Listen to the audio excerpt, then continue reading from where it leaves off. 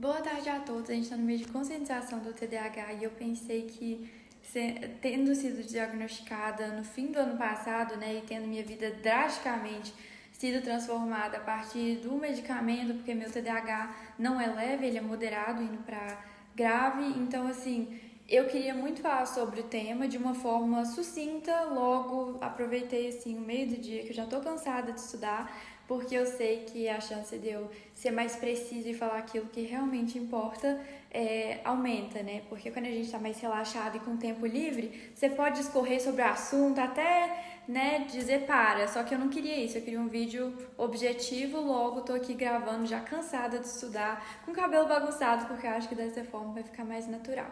Para início de conversa, grande parte que eu vou falar se baseia, né, se fundamenta em coisas que eu li num livro escrito por um psicólogo norte-americano chamado Russell P. Barkley, e o título do livro é Vencendo o TDAH. Minha história com TDAH data lá para quando eu era pequititinha e fui morar nos Estados Unidos com 6 anos de idade. Foi lá que eu fui diagnosticada com transtorno de déficit de atenção e hiperatividade.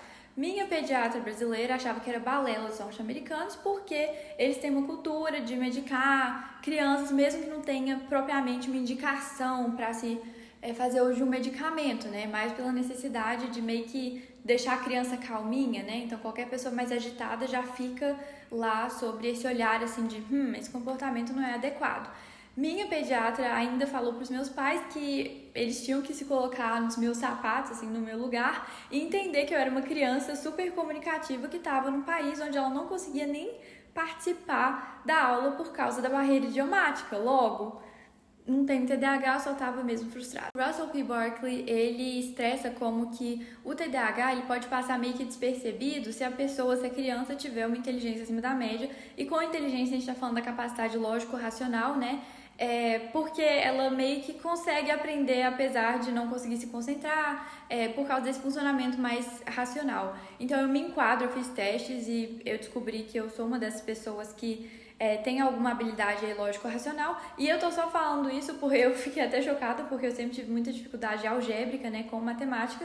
Mas por que eu trago isso? Porque passou despercebido meu TDAH no Brasil, eu sempre tirava as melhores notas, era uma excelente aluna, assim, minha mãe até vendo meu boletim falou, caraca, óbvio que a gente não ia pensar que tinha algo de errado com você. Eu comecei a ter dificuldade quando o Enem chegou, porque eu não concluía a prova do Enem no tempo certo. Todo mundo escrevia redação em 1h30, eu precisava de 2h30, 3 horas para poder escrever uma redação. Minha mãe tem uma amiga que tem um filho que se parece muito comigo, e ela falou pra minha mãe assim, meu filho tem TDAH, ele parece muito com a Carol, eu acho que você devia investigar isso aí, porque ela tem dificuldade com o Enem, pode estar andando lado a lado. Moral da história, 2 psiquiatras depois, a primeira foi meio balela, o segundo foi muito bom. Ele falou, Carol, você tem rabo de porco, nariz de porco, pele de porco, mas a gente não pode falar que é porco sem os testes cognitivos, emocionais, blá blá blá.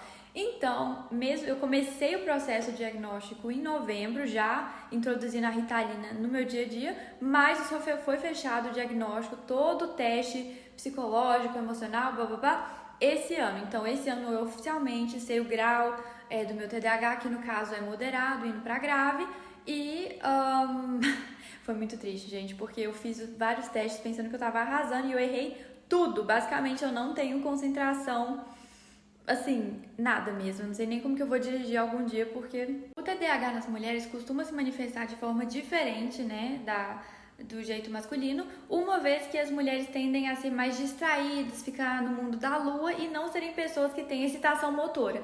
Eu tenho essa questão, eu sou como se fosse um homenzinho, né?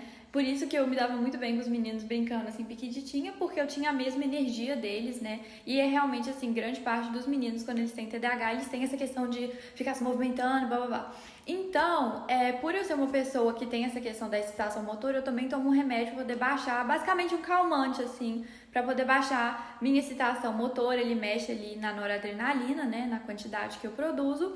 E tem várias coisas que eu preciso evitar. Eu preciso todo dia fazer esporte, todo santo dia é sagrado pra mim, porque senão parece que eu não consigo colocar minha cabeça no lugar, mesmo com o medicamento, tamanho minha energia. Não posso tomar café com cafeína, assim, de forma alguma, senão eu viro o esquilinho do Deu a Louca na Chapeuzinho. A Ritalina é um estimulante e a cafeína também é. Ou seja, se você tomar seu remédio, né, a Ritalina todo dia, e tomar um cafezinho ou chocolate quente, qualquer coisa que tenha aí, chá verde, pode dar aquilo que eles chamam de efeito sinérgico, que é quando duas coisas diferentes geram uma ação parecida.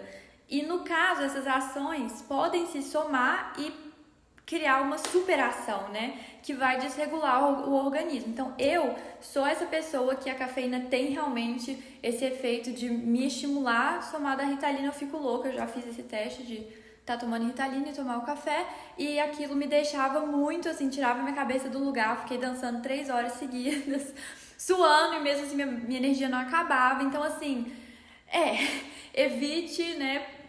Cada organismo é um, tem pessoas que não vivenciam esse chamado efeito sinérgico, mas em mim foi bem real, logo tomo café sem cafeína. Pessoas com TDAH têm uma tendência maior a desenvolverem vícios, e isso está relacionado com a desregulação, com a falta de proporção entre a quantidade de neurotransmissores para a dopamina e a dopamina que existe no nosso cérebro. Basicamente, a gente fica buscando dopamina em tudo que a gente conseguir, logo desenvolvemos vícios. Eu sou a prova viva disso também, porque antes do diagnóstico, quando eu podia tomar café, todo mundo tomava um cafezinho aqui, outro à tarde, outro à noite, e eu tomava tipo 1 litro de café por dia.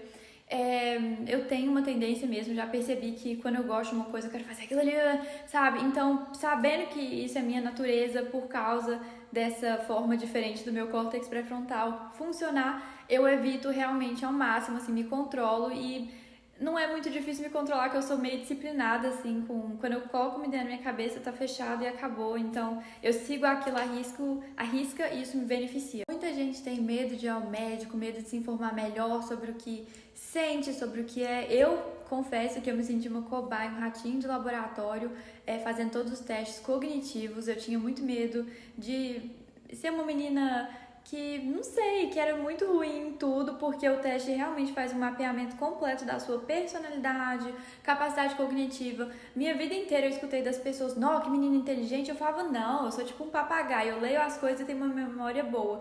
Eu acabei descobrindo com esses testes lógico-racionais que não, eu realmente tenho um funcionamento bacana da questão do encadeamento lógico das coisas. Então, assim, eu acho bacana você se testar, porque mesmo que seja meio que um tapa na cara, uma facada no seu ego, você conhecer a situação é o primeiro passo para modificar ela. Então, assim, quando eu vi aquele gráfico todo vermelho, mostrando que eu tinha muita deficiência com a concentração, eu fiquei muito triste. Eu jurava que os testes iam indicar que eu não tinha nada, que foi tudo assim, sabe, uma grande brincadeira, um delírio coletivo, sendo que não, eu realmente não tenho concentração. Sinto muito a falta da Ritalina, porque todo mundo sabe, né, não pode tomar à noite, como é um estimulante. Se você o fizer, você não vai conseguir dormir. Então teve um dia que eu fui no supermercado, tava passando o carrinho de outra pessoa, nem tinha percebido. A moça veio correndo atrás de mim e falou: minha filha, você passou meu carrinho. E em vez de eu ficar me martirizando, tipo assim, meu Deus, que menina louca, eu falei assim: acontece, esse é meu cérebro, volta e meia eu vou ter um erro aqui crasso e lá, mas o mais importante é você cada vez mais se atentar. Recomendo a leitura do Vencendo o TDAH, porque ele dá várias dicas de como se tornar mais ponderada, já que a impulsividade também é característica do TDAH. Enfim, eu acho que o diagnóstico mudou minha vida para o melhor, e espero que também mude a sua, né? Busque um médico.